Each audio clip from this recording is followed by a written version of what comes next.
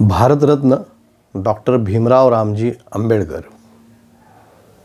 आपलं भारताचं नशीब चांगलं म्हणायचं की डॉक्टर बाबासाहेब आंबेडकरांसारखं व्यक्तिमत्व आपल्याला आपलं संविधान लिहायला लाभलं.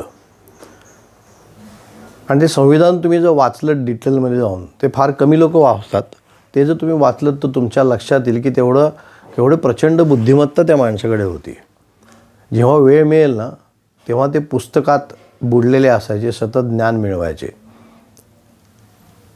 आणि बाबासाहेब आंबेडकर हेच योग्य व्यक्तिमत्व होतं की जे एवढं मोठं संविधान तयार करतील.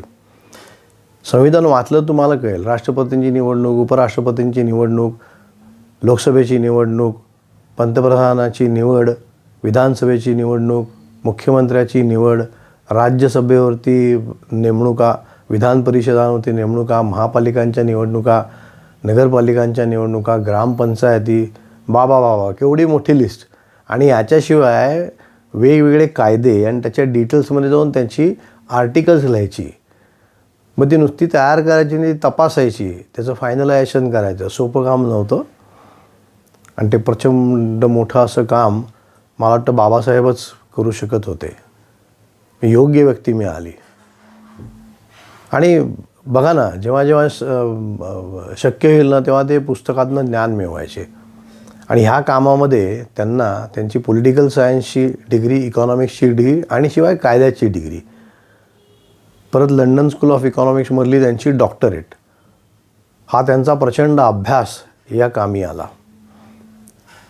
त्यांची अपेक्षा जी होती की ह्या देशातले जे काय म्हणतात त्याला, गरीब, आर्थिकदृष्ट्या त्रासलेले, सामाजिकदृष्ट्या त्रासलेले जे वर्ग आहेत त्यांना योग्य स्थान मिळायला पाहिजे. आणि ते मला नाही वाटत अजूनही मिळालं आहे.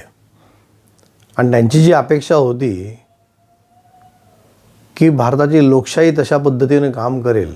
मग ते म्हणायचे की यावरती बोलतात खूप जणं पण काम करणारे खूप थोडे आहेत. मला ती काळजी आहे की भारतात लोकशाही टिकेल की नाही. अमेरिकेत नक्कीच टिकेल, कारण तिथे सगळेच पैसेवाले आहेत, सगळेच शिकलेले आहेत. पण भारताची तशी परिस्थिती नाही आहे, असं त्यांनी एका इंटरव्ह्यूमध्ये नमूद केलं आहे. आपल्याकडेच बघा ना, आपण साधं रस्त्यावरती गेलो आपलं वाहन घेऊन, तर आपण साधे सिग्नल जे असतात ना ते पाळत नाही. आपण त्याचे नियम पाळत नाही, ट्रॅफिकचे नियम. कसं काय होणार या देशाचं? आपल्याला त्याची काळजी घ्यायला पाहिजे. आंबेडकरांना मानाचा मुजरा. जय हिंद, जय महाराष्ट्र. धन्यवाद.